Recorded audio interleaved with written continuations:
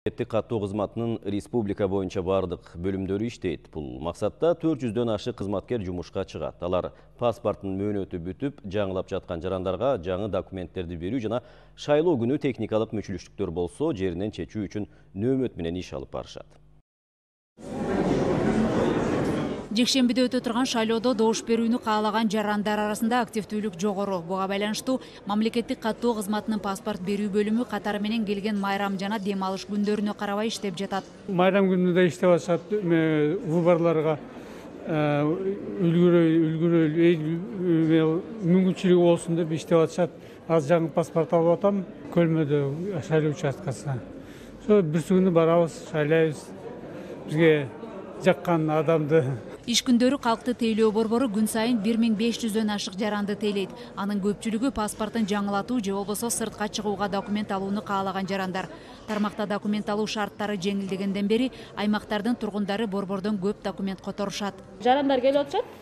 Келбейт го деп ойлогонбуз, бирок эмеге карата. Эртеден бери где-то 20-30дай кишиге уже паспорт бердик. Келип атышат. Көбүнчө ошо шайлоого катышабыз дегендер. Бул күндөрү паспортко тиешелүү болгон бардык маселелер убагында каралат. Учурда Бишкек шаарындагы 4 райондо жайгашкан калкты тейлөө борборлорунун кызматкерлери окуудан өтүп, шайлоо күнү жарандардын идентификациялык жеке номурларын убагында таап берүү жана катталган жерин аныктоо боюнча ыкчам кызмат көрсөтүүгө даярданып жатышат. Бүгүнкү күндө аба ырайы дагы баягы суук, кээ бир жерде температура ар кандай болгондо, эми техника деген техникада ошо баягы мүчүлүк жаралып калбаш үчүн, эс эле жаралып кала турган болсо, ошо биздин шайлоочуларга ыңгайсыз шарт түзүлүп калбаш үчүн ошо алдын ала ошо группа ошо техникалык колдоо деп ошо атайын ар бир районго иш ошока техникалык колдоо көрсөтүү үчүн биздин кызматкерлер тартылып атат бүгүнкү күндө.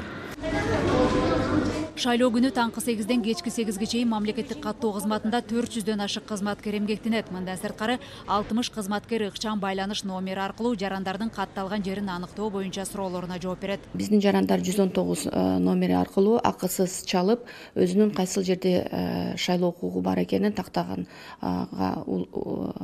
укугу бар.